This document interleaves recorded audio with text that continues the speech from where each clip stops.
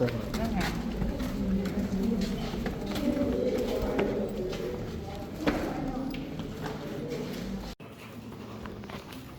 dungeon looks like a warehouse. It doesn't look like a space for human beings. Because no windows. So this host served as the only source of light and ventilation. But it was no surprise that they constructed something like a warehouse for Africans.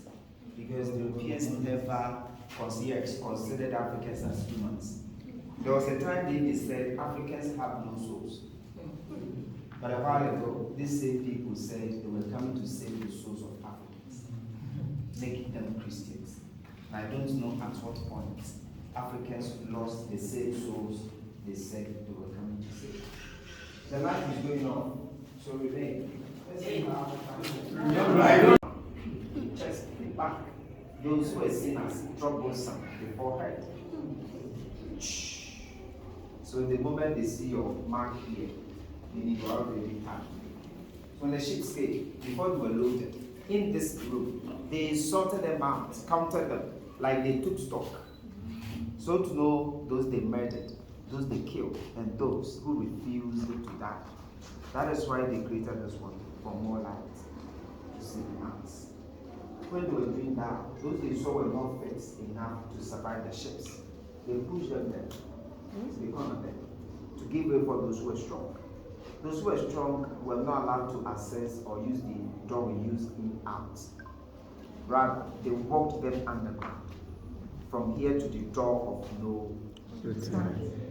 The entrance was behind us, blocked off with this wall. The wall the white calabashes placed on. This is what they used to seal the entrance.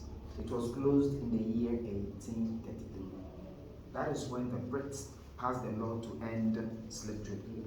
1833, they blocked off the entrance to signify that slave trade is over by the British. Over because even after 1833, there were others who were still smuggling captives. And the wall, what they used to seal the entrance, is now dedicated to the souls of our ancestors. There's a shrine, Bosun.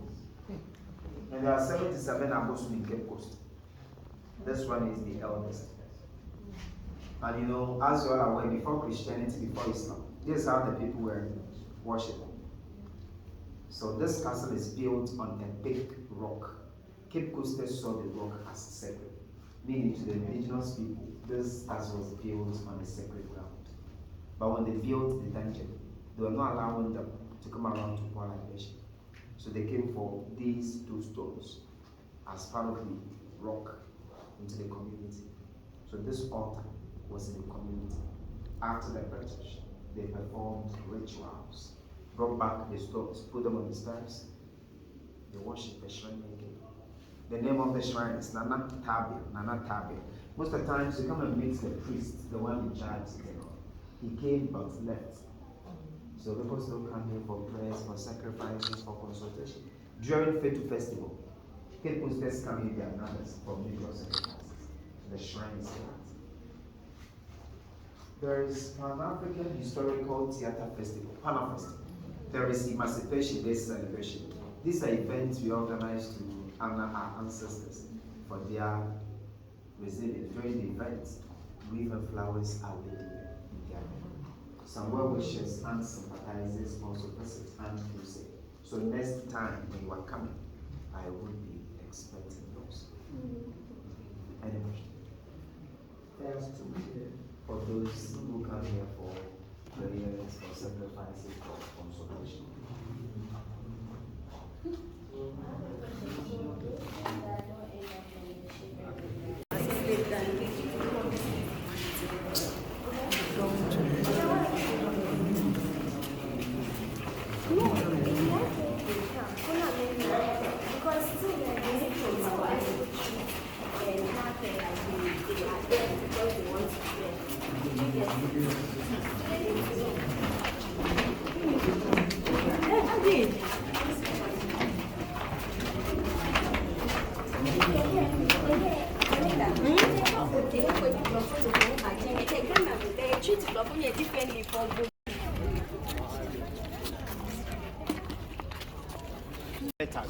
for the Brits.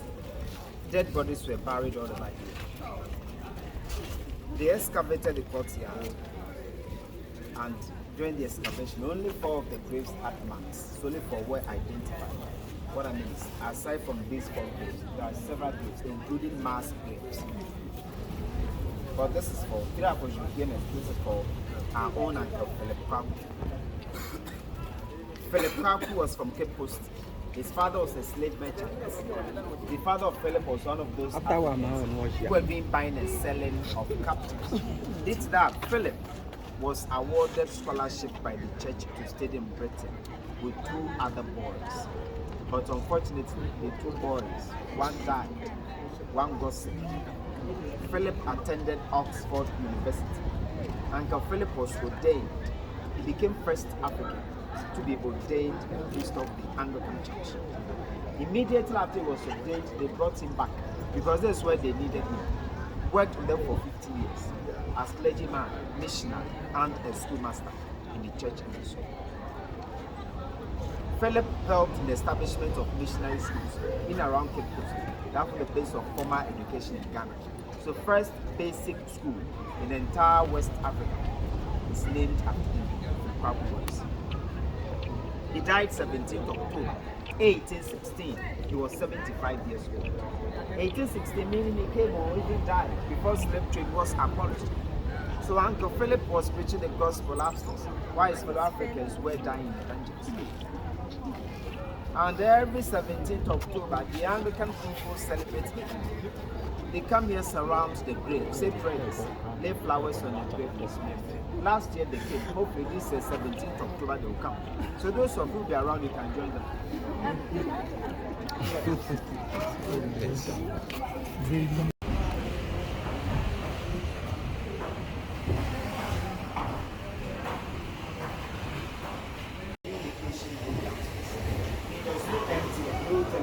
No Wi-Fi, but there was WhatsApp.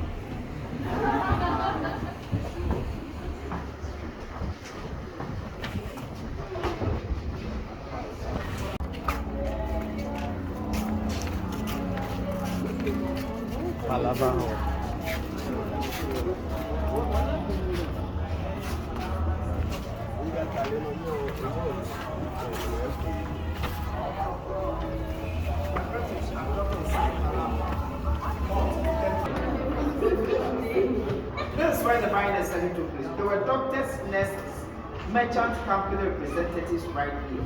They set their tables. On their tables, what you see? You see gowns, gunpowders, mirrors, fabrics, and all that. Those captives brought here by middlemen and other individual slave raiders were those who were first brought here for examination and auction. Those who were not brought here were those the Europeans themselves raided, kidnapped, deceived. When they had these ones, they just branded them, pushed them into the dungeons. Sometimes they sent some of their local agents to go inland to some of the slave market, like Salaga. Salaga is in the northern part of Ghana. Salaga is where they had the biggest slave market at the time. They purchased for them, branded them. So when they brought them straight into the dungeons, but those brought in yet to be sold were those who were first brought here for examination and auction. We renovated the Palama Hall. Sometimes we rent it out for meetings, for conferences, for workshops and things like that. Not for birthday parties. I will not give you. We are going back downstairs. See some few critical places and conclude. We are going to see the condemned cell where the freedom fighters were killed. See female dungeons. Go to the door of no return. Hopefully, you will return to the door of return. And see Mama.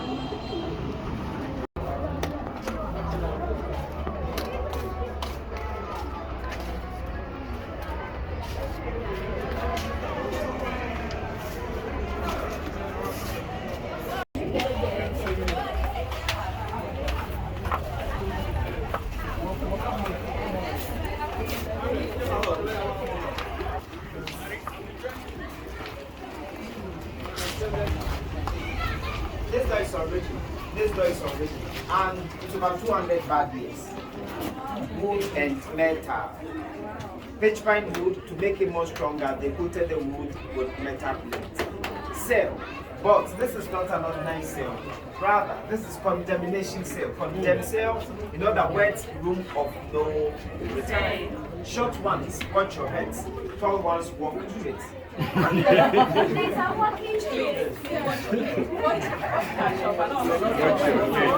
Tall ones, walk straight. Where? You were told. Tall ones, walk straight.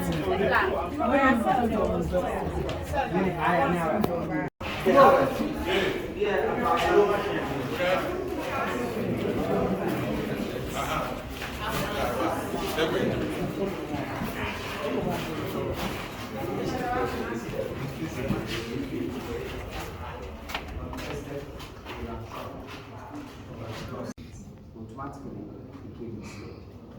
So about 150 men were packed here, 150, about 150 men in the other space.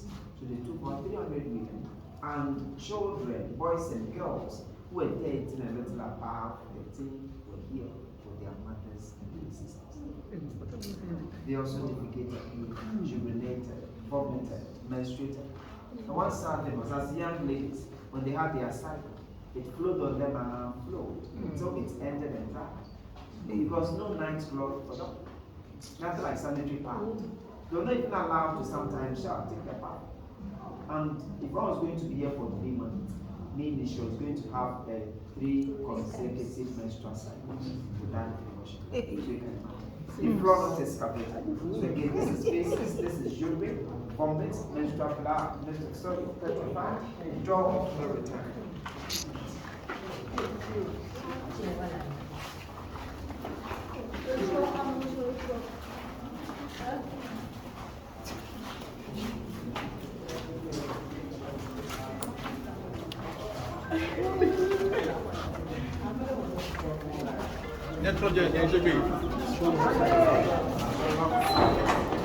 Right.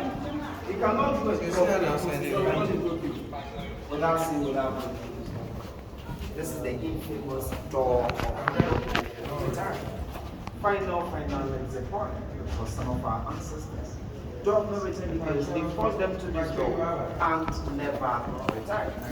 Door of no return because they forced them to this door and they lost everything as Africans. They lost their names, cultures, families, religions, languages. They even lost their dignities as human beings. Most of them died because, listen, some researchers are saying that in total, the Europeans had about 60 million slaves. The business which lasted about 400 years. Out of the 60 million, there's only about 10, 11, 12 million, depending on the researcher made the journey across the Atlantic. Let's take the highest figure. If 12 million survived, meaning about 48 million were killed, died, perished. 48 million people is more than Gandhi's population. All these people we are talking about were young men and women. Most of them were between the ages of 30 to 45 years. Those were very strong, very energetic, very intelligent, were the kind of people they sent away. So Africa was robbed of her natural resources as well as human resources, and they are still robbing us. It's that, I was saying, you can practically say sugar slave trade had and is still having huge negative effect on the continent. Because what they used over 400 years to do, Ghana, for instance, cannot even just like 68 years to recover. Just that the pace is too slow. And now we can blame our leaders for that. And after they took our ancestors, Africans, used them, built the slave countries, built their countries. Some of them now call us lazy people. Some of them I may say, we are living in shithole countries. But they always forget that they were the same people or their ancestors who created, still creating these so-called shitholes in order to develop their countries. They always forget that they are now reaping from the evil seeds their forebears sow for them. It was short and narrow door, but as I was telling you, Cape Coast was the capital of Gold Coast. This was the seat of the colonial government. 1877, they transferred the capital from here to Christiansburg.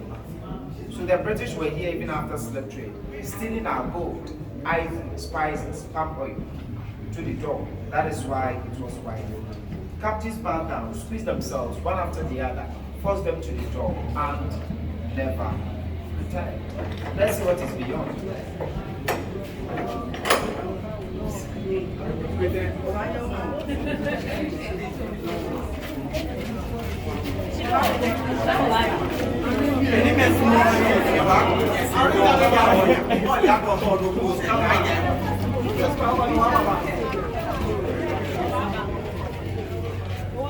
We are now at our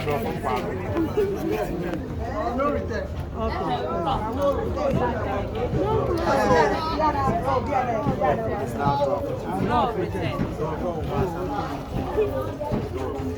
We are now at Abrofompoano. This beach is still called Abrofompoano, to White Man's Beach. The beach was exclusively for the Brits. So they built a wall all over here to prevent the local people from coming around because it was for them. They marched them from their dungeons to the door, put them on boats, and just about 4 years ago, 3-4 years when they constructed this, the entire beach was filled with water. The sea was pushing the walls here. They built this and they put this here in fact. So they put them on boats here. They took them to the ships. And that was all. They were not using the door of no return because it was short and narrow. They were using the staircase. What is that? Door of return. You have the photographer here, so take a good photo with door of retention there. Some